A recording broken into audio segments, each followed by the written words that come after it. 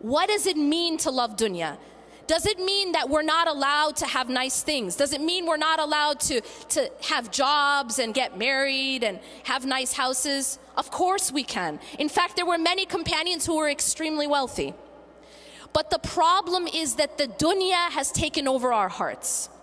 Hubb ad-dunya becomes a disease when you don't own your stuff owns you.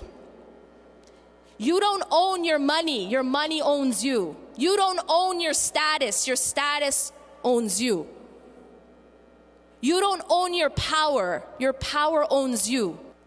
Allah subhanahu wa ta'ala tells us in the Quran, اعلموا أنما الحياة الدنيا لعب ولهو وزينة وتفاخر بينكم وتكاثر في الأموال والأولاد. Know that the life of this world is play, amusement. You know what's very interesting about this ayah? That this ayah is a chronological timeline of our life in this world, of the things that matter most to us in this world. Because when we first come into this life, what's the most important thing to us as a child? It's play. If you spend 50 cents on a rattle, they'll be happy. And this is because what matters most when you first come into this dunya is just, I want to play. لعب. اعلموا أنما الحياة الدنيا لعب ولهو. And then you get a little bit older and now you're kind of like in late elementary, middle school. Because at that point, the most important thing to them is entertainment, amusement. This is called lahu in the Quran. Then you get a little bit older. And what is hubb ad-dunya about when you're in high school?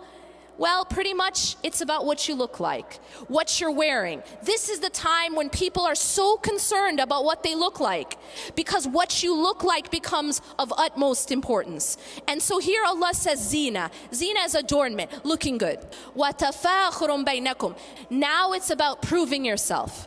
Now it's about, how do I stack up next to someone else? What medical school are you getting into? How are your grades? And now it's tafakhurun baynakum. Now you're trying to show off. You're trying to compete. Then you get established.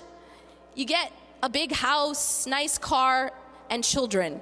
And now what is it? وَتَكَاثُرٌ فِي الْأَمْوَالِ وَالْأَوْلَادِ. Now it's about getting a lot or competing in the accumulation with regards to money and your children. But what's so interesting here is that Allah says all of this, He gives us an analogy. See, all of these are halal things, but these are the things we get caught up in. And each person is at a different stage in that dunya. But all of it, كَمَثَلِ غَيْثٍ أَعْجَبَ الْكُفَّارَ نَبَاتُهُ ثُمَّ يَهِيجُ فَتَرَاهُ مُصْفَرًّا. All of this stuff that we get so caught up in, it's like a heavy rain that makes the farmer super excited for a while.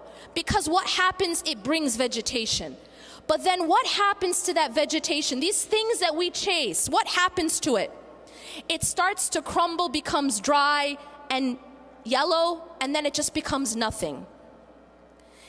Allah subhanahu wa ta'ala is teaching us that the life of this world isn't meant to be chased. It isn't meant to be loved in that way.